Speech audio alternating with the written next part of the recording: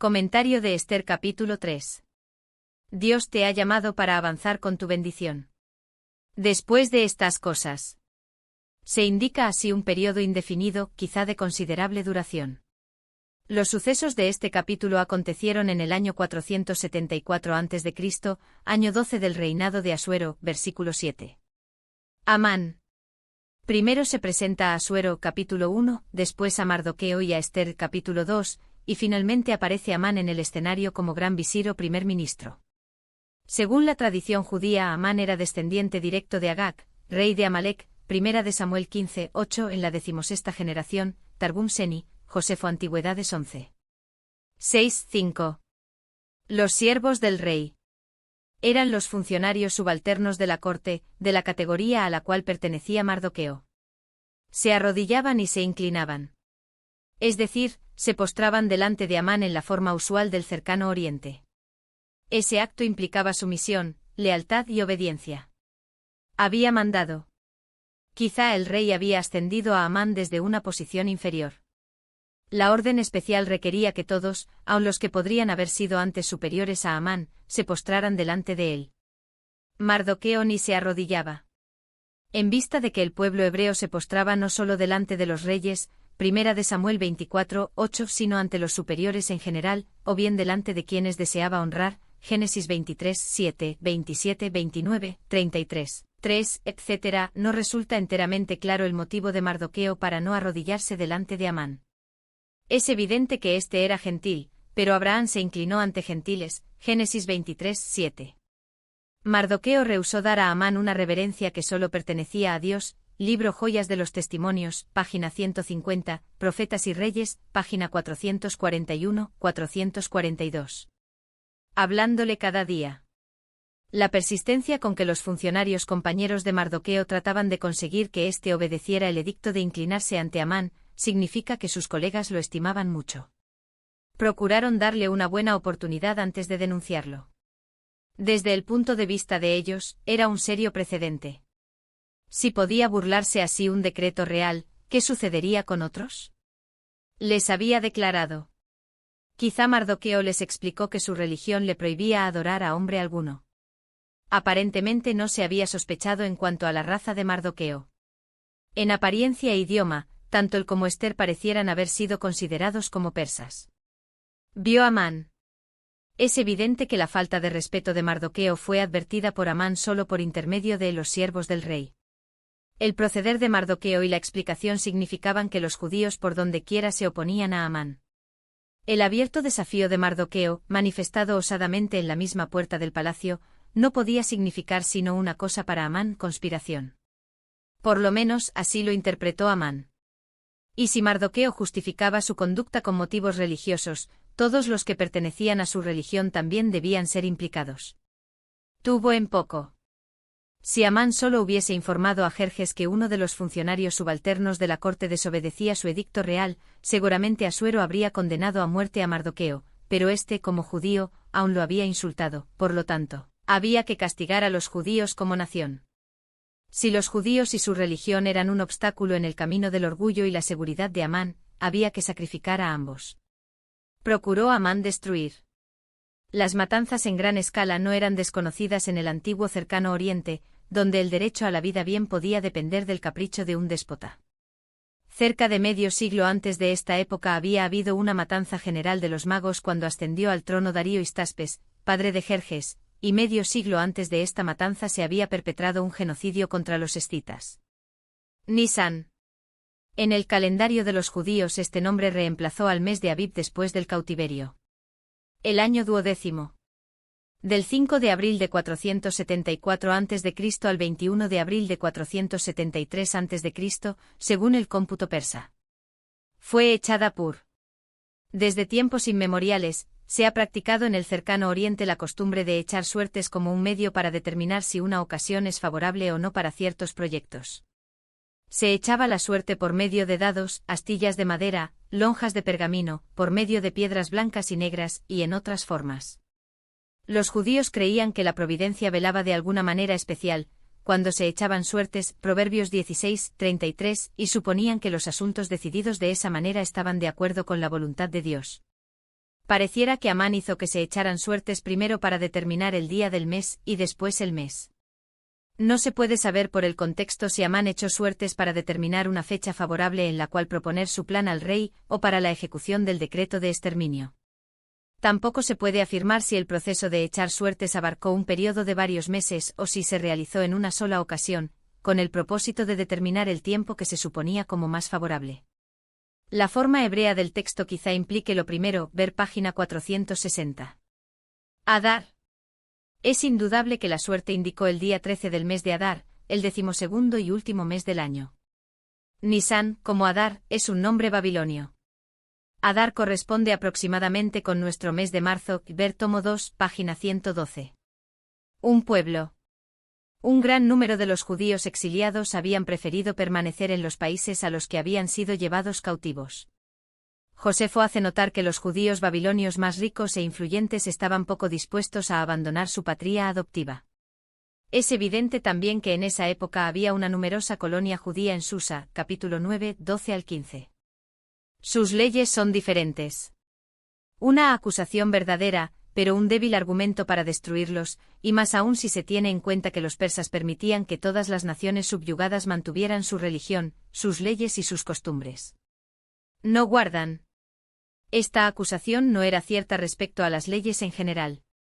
Una situación tal solo podía surgir cuando un edicto real requería que un judío violara sus creencias religiosas. Pero las leyes de los medos y persas, por lo general, eran justas, y los judíos sin duda las obedecían de buena gana. Si no hubiese sido así, no habrían disfrutado de la buena voluntad que con frecuencia se les mostró. Por medio del profeta Jeremías, Dios les ordenó estrictamente que fueran ciudadanos pacíficos, respetuosos de las leyes dondequiera que estuviesen, Jeremías 29, 7. Yo pesaré. Era difícil que Asuero pudiera considerar semejante acto de genocidio según lo pensaba Amán, como algo de poca importancia. Pero Amán inmediatamente dio fuerza a su propuesta con el ofrecimiento de un soborno de tal magnitud que ni siquiera un rey podía ver con indiferencia. 10.000 talentos. Si se toma como base el talento liviano babilónico, esta cantidad representaría unos 301.320 kilogramos, ver tomo 1, páginas 177, 178. El anillo. Evidentemente se trata de un anillo que sirve de sello, pues se lo empleaba para sellar y firmar documentos. Los anillos de este tipo eran conocidos entre los persas, aunque los sellos en forma de pequeños cilindros eran más comunes. Se conserva uno de estos, perteneciente a Darío, padre de Asuero, en el Museo Británico. Al tener en su poder el sello real, Amán tenía la autoridad necesaria para emitir cualquier decreto que deseara. La palabra de Amán tenía, pues, igual validez a la del rey y esto le dio, en efecto, completa autorización para actuar como deseara. La plata sea para ti. Da la impresión de que Asuero rehusó el soborno. Si bien la guerra que sostenía contra Grecia había empobrecido el tesoro real, parecería que Asuero consideró que no era el momento apropiado de recibir el dinero ofrecido a cambio de la vida de un pueblo. Heródoto narra que en cierta ocasión Jerjes, Asuero, rehusó aceptar una oferta semejante a la de Amán, hecha por uno de sus súbditos. Los escribanos del rey. Heródoto dice que había escribanos al servicio de Jerjes durante toda la guerra con Grecia. Tales personas también estaban disponibles en el palacio, listas para redactar decretos reales. Sátrapas. Nombre que deriva del antiguo vocablo persa sátrapan, virrey. Según Heródoto, había 20 satrapías en tiempo de Darío I. Eran las divisiones principales del imperio, y cada una comprendía varias provincias. Los capitanes. Es decir, de las 127 provincias, ver capítulo 1:1. Varios capitanes eran responsables ante cada sátrapa. Los príncipes. Ver capítulo 1:3, etc. Estos serían los gobernantes autóctonos o los jefes de las tribus conquistadas, que disfrutaban de considerable autonomía local. Por medio de correos. El sistema de correos persa era famoso en todo el mundo antiguo. Jenofonte, quien atribuye a Ciro la organización de dicho sistema, lo describe así. Hay establos para caballos a lo largo de los diversos caminos, y están separados entre sí por la distancia que un caballo puede recorrer en un día. En todos los establos hay una cantidad de caballos y de jinetes. Hay un jefe que preside en cada establo. Recibe los mensajes, los hombres y los caballos cansados, y los hace proseguir la marcha con caballos y jinetes descansados. A veces no hay interrupción en el transporte ni aun de noche, ya que un correo nocturno empalma con el correo diurno y sigue su camino. Se dice que estos correos son más veloces que el vuelo de los pájaros, lo que no es del todo cierto, pero no hay duda de que es el transporte terrestre más rápido. Ciropedia, tomo 2, 8. B. 17 con traducción al inglés por Walter Miller. Cambridge, Massachusetts, imprenta de la Universidad de Harvard, 1943. Con la orden de destruir. Aquí el autor del libro de Esther sin duda cita directamente el edicto.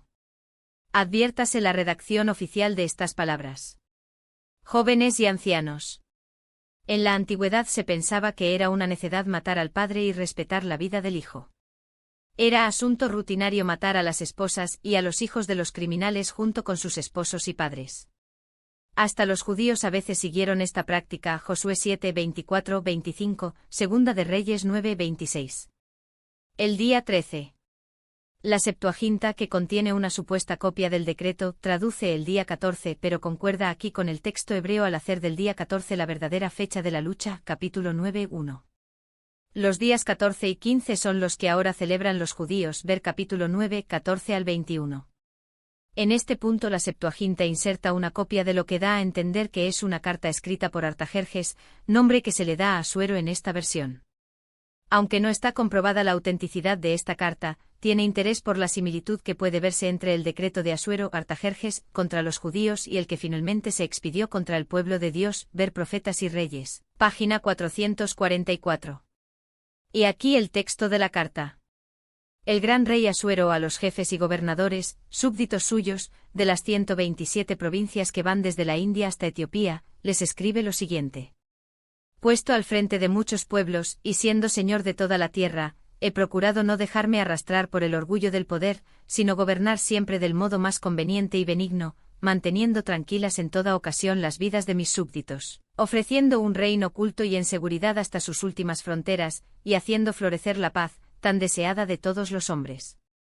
Queriendo yo saber por medio de mis consejeros, cómo podría llevar a buen término mis intenciones, uno de ellos, distinguido entre todos por su prudencia y señalado por su inquebrantable lealtad y su firme fidelidad, segundo en el reino por su dignidad, Amán, nos denunció que se hallaba diseminado entre todas las tribus del universo, un pueblo hostil, opuesto por sus leyes a todas las gentes, que rechaza constantemente las órdenes reales, de modo que no hay seguridad en el programa de gobierno que nosotros, con indiscutible acierto, venimos ejecutando.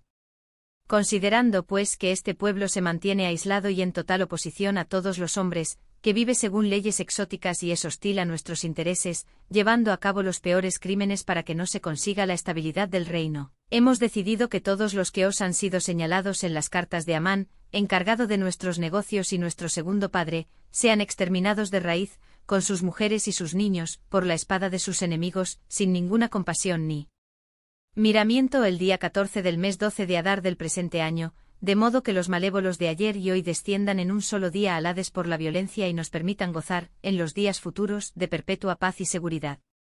La copia del escrito. Esta copia se distribuyó en cada provincia y pueblo de todo el imperio. Salieron los correos.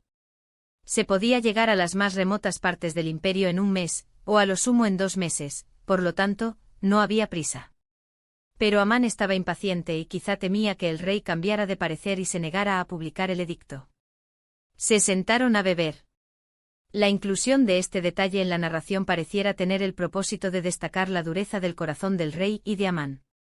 Después de entregar a una nación a la destrucción, se dedicaron a beber vino.